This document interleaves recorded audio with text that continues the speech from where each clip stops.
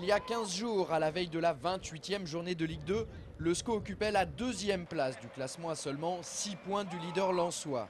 3 journées et 3 défaites plus tard, la formation dirigée par Jean-Louis Garcia a chuté à la 6e place et accuse désormais 9 longueurs de retard sur les 3 équipes de tête, Strasbourg, Metz et Lens.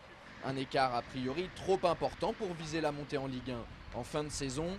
On dit bien a priori puisque le championnat est loin d'être terminé. En tout cas, au sein du club angevin, on continue à y croire dur comme fer. Un énorme exploit est réalisable si nous sommes capables de gagner 6 de nos 8 derniers matchs. Voilà. Je crois que vraiment tout est possible dans ce championnat encore, rien n'est terminé. Aujourd'hui, tant que mathématiquement il y a des possibilités de pouvoir atteindre le Graal, on va continuer. Il reste 8 matchs championnat, c'est énorme. Et en tout cas, on n'a pas abandonné non loin de là. En tout cas, ça a le mérite d'être clair, il va falloir compter sur Angers jusqu'à la 38e journée.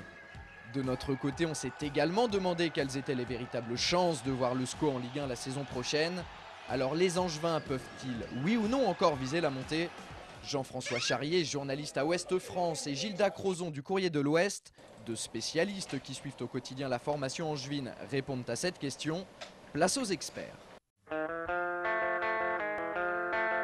Pour que la montée soit encore possible, il faudrait que le SCO ne commette aucun faux pas et qu'en même temps, et c'est là où ça devient délicat, Metz ou Strasbourg, eux, aient des contre-performances.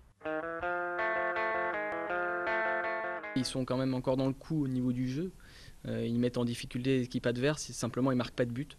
C'est leur difficulté actuelle. Donc si jamais les buts revenaient, les victoires ne seraient pas très loin. Et voilà, ils seraient certainement repartis un petit peu vers l'avant. Maintenant, de toute façon, ils n'ont plus le choix. Il faut absolument qu'ils prennent des points.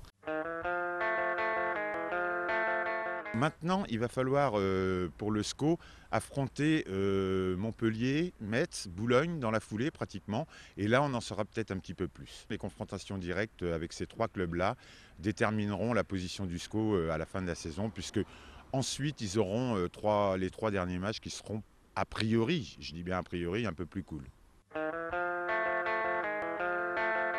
La grosse faiblesse d'Angers, c'est d'avoir maintenant 9 points de retard sur le 3e. S'ils continuent à ce rythme actuel, ça va être même impossible. 9 points, c'est vrai que c'est plus qu'un break qui est pris par leurs adversaires, là. Il manque encore d'efficacité offensive devant le but adverse et aussi d'efficacité défensive, puisque à tous les matchs, ils encaissent quand même des buts évitables. La roue a peut-être tourné, ils ont peut-être laissé passer leur chance là sur le dernier mois. Il y a des petits signes dans une saison qui généralement sont pas annonciateurs de bonnes choses, ou alors sont annonciateurs de bonnes choses. Et là en ce moment, la chance dont ne bénéficie pas le SCO n'est pas forcément bon signe.